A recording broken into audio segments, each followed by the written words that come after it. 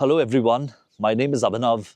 This is a 2025 KTM 390 Adventure, the second generation model, and I just spent the last couple of hours riding this bike here in Goa on this lovely off-road piece of land. I'm a little winded because I just stopped riding. I had a lot of fun on this motorcycle. Very easy motorcycle to just get on, stand up and ride fast.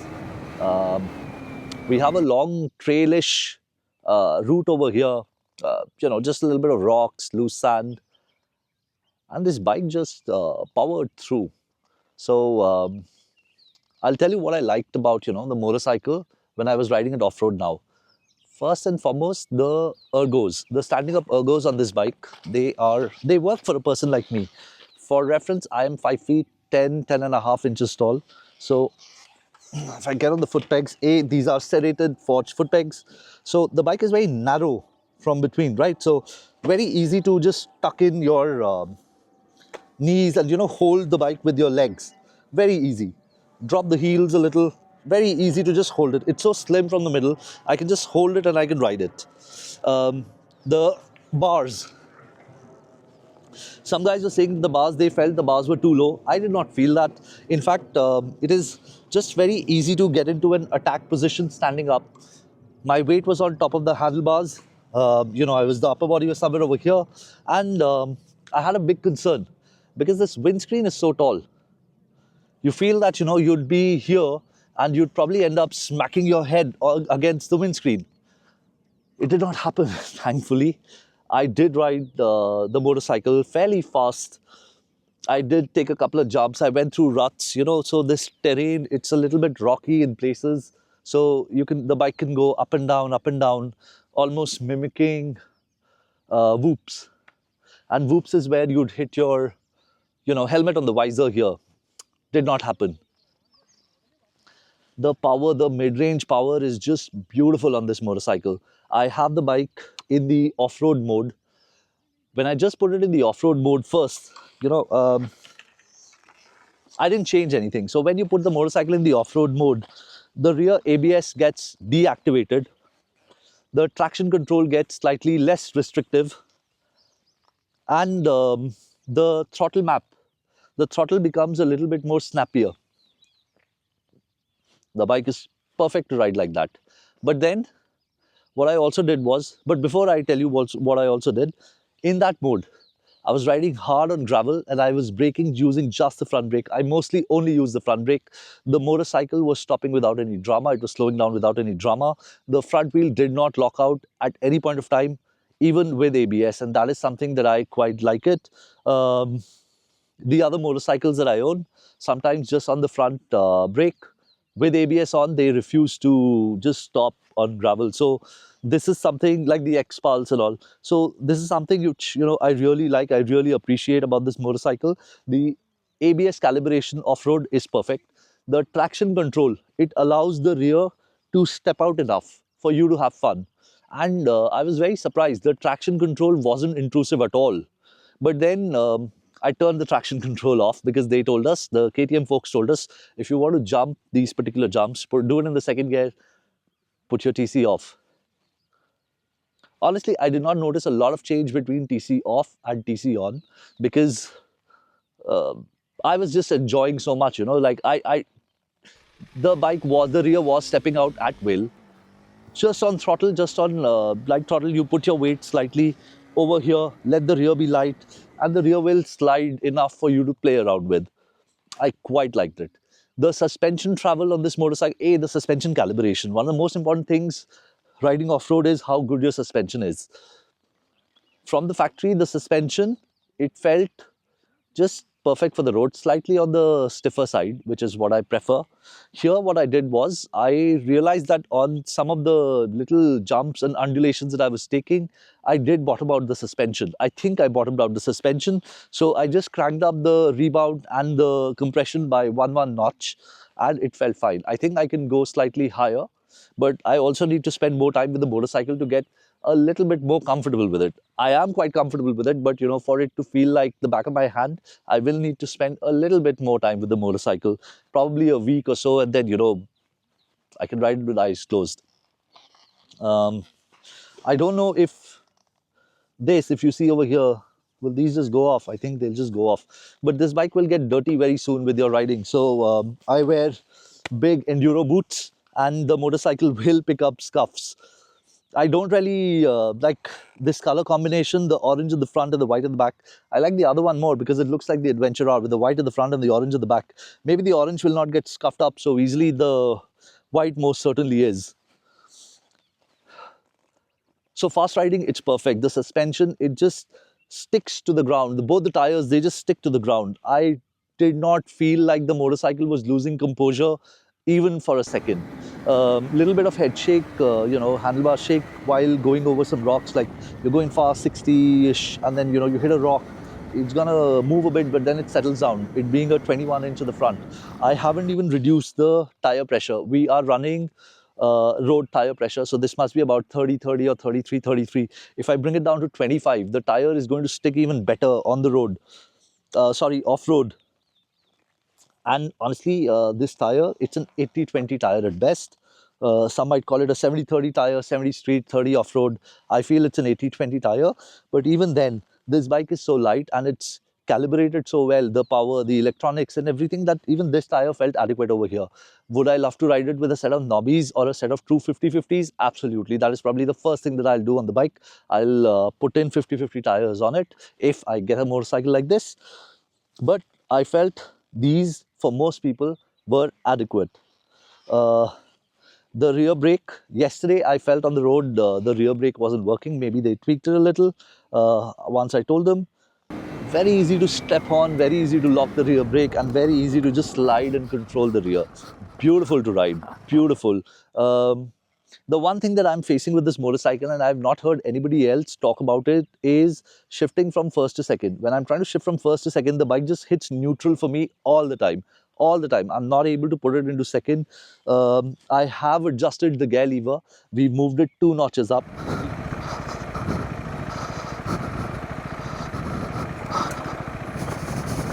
So I'm sitting down. I fucking neutral, man. I hate it. I just hate the fact that this bike doesn't shift into second on a very slight dab. We have taken the rubber inserts off the foot pegs over here. So what KTM they've done is, from the factory, this motorcycle will come with about a 1 inch thick rubber inset on the foot peg. Because the motor is a bit vibey in the mid-range, not vibey, slightly buzzy in the mid-range, just so that you don't feel it on the feet, they've given this thick rubber insert. If you're going to go off-road, you'll have to take it off. And here you will not mind the little buzziness in the engine because it just feels so playful, so powerful, very torquey motor, just extremely torquey motor, and it just keeps on pulling. It just keeps on pulling. I told you the riding position I really like. The TFT screen is easy to see, although I was still not really looking at it. I was looking as far ahead as possible when I was riding, but the fact that it's so high, easy enough to look. Riding off-road, I would definitely take off these mirrors, put, either double take mirrors or just take the mirrors off completely. Very narrow tank. I wish, we had the option of a flatter seat, like the enduro motorcycle that's going to come out, because then that'll make moving back, scooching forward that much easier. It wasn't difficult because I was standing up and riding most of the time. It wasn't difficult at all. But a flatter seat would also make me sit higher on the motorcycle for the duration that I actually sit on the seat while riding off-road. Lovely, lovely motorcycle. Brakes felt adequate. The front brake, I told you that yesterday in another video. I told you that they've done away with the radial the radial brake caliper, and they've gone with a floating style brake caliper. It's adequate here. On the road, the front brake dives a lot. Here, you don't feel it. It feels very natural. Lovely 21-inch front wheel. They say it's tubeless. I was bashing this wheel. I did hit it very hard on a lot of rocks. This is the advantage of a spoked rim. At best, it'll bend a little. It won't break. And if it bends, just put a tube in and you'll be able to ride out. But this is a tubeless setup for most people. This is what makes most sense. The rear is a 17 on this motorcycle.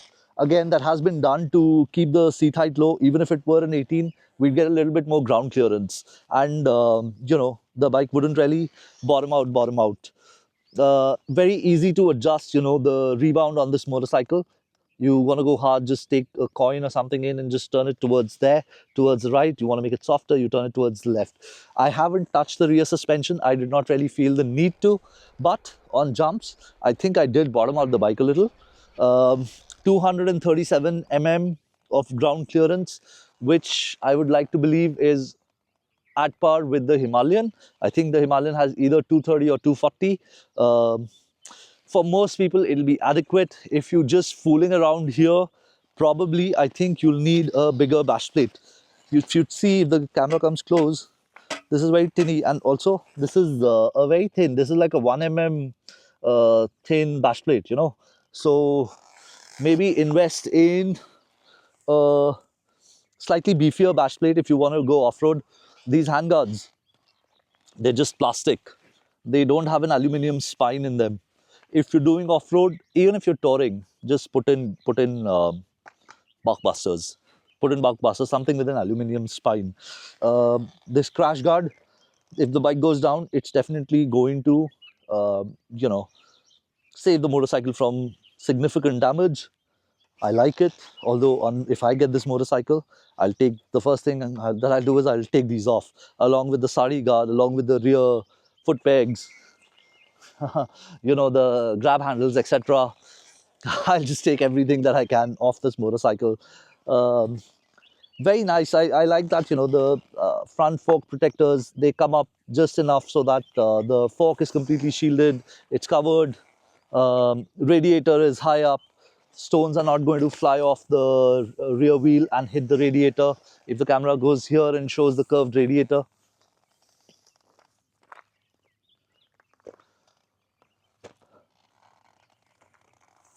a lot of people have also been complaining about, the underbelly exhaust. Um, I don't care. It does the job. Um, KTM says if even if the bike is flooded, it's submerged to 400 mm, it should work. So yeah, I don't care. I don't care if it doesn't have upswept exhaust. It looks okay to me. I'm not really paying much attention to it, which means that I'm pretty much okay with it. Seat is nice and firm. Really like it. Foot pegs are finally parallel to the ground, so very easy to stand on. On the previous generation KTM 390, the foot pegs were canted forward, so you had a very awkward stand-up position. That motorcycle was anyway a mess, ergonomically. It wasn't really designed to be an off-road motorcycle grounds up. This one has been. Uh, yeah, just rides so well. I'm so impressed with this motorcycle. Um, what else do I tell you about this bike? The weight is very low. Um, I think it's about 186 wet weight or so. It feels very light. It feels light because also the way the weight has been distributed. The engine sits low on the bike, and with the exhaust right there, there's a lot of mass centralization. So there were moments when, in these very slow sections, I was stalling the motorcycle in the second gear, just using the clutch. I stalled it a couple of times, and the bike would just, slightly tip over to one side. But it's so light that it's easy enough to catch that you won't drop this motorcycle most times. And I did not drop the motorcycle, thankfully. Couple of things that, were slightly questionable for me on this motorcycle. I was riding the way I was riding, I started getting a coolant overheating warning on the dash. So the bike did overheat. The coolant did get too hot, but then it disappeared after like half a minute or so. So I mean, whatever you want to think of it. And other than that, I don't know, man. Like, oh, I told you about the gearbox, the quick shifter is very nice to use off road, wide open. Your feet are, uh, you're standing on on the arches of your feet, or you're standing on the balls of your feet. I prefer standing on the balls of my feet. Um, I don't even have to reach out for the clutch, like you're riding fast, you just go uh, up, up, up, or down, down, down. Is very, very easy. The quick shifter is lovely riding off-road. I think I enjoyed the quick shifter more off-road than I did on-road. So that's amazing. Fuel economy is a big hit. Takes a big hit here off-road. I'm down to 16 kilometers to a liter the way I'm riding it. Um, but then again, you're not going to ride this motorcycle like this. Most people will use this for adventure touring, and it is perfect for that. Uh, then let's quickly do a test, like how difficult or easy this motorcycle is to pick up if it falls. I'm not going to drop the bike. I'll just place it on the ground and we'll just pick it up and see. Also, the ground is slanted towards this side, right? So it should be a little bit more difficult to pick up theoretically. Okay. Okay, I'm just going to quickly.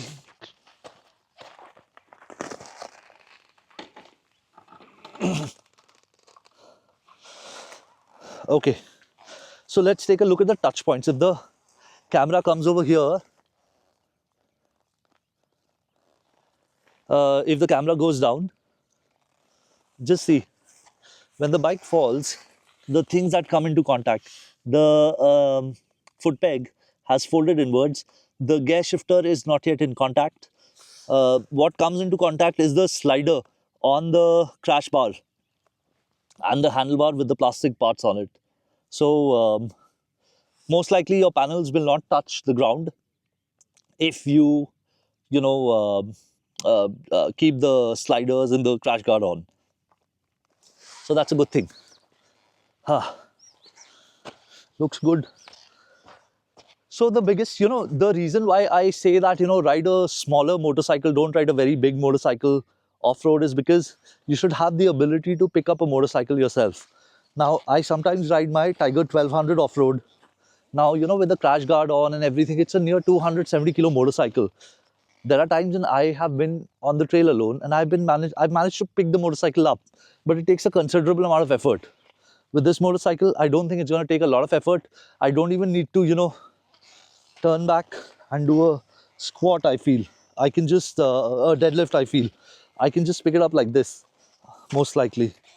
One hand here, one hand here.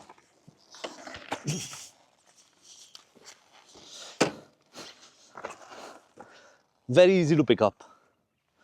It's a light motorcycle, man. That's the best part about this bike. If the camera goes there.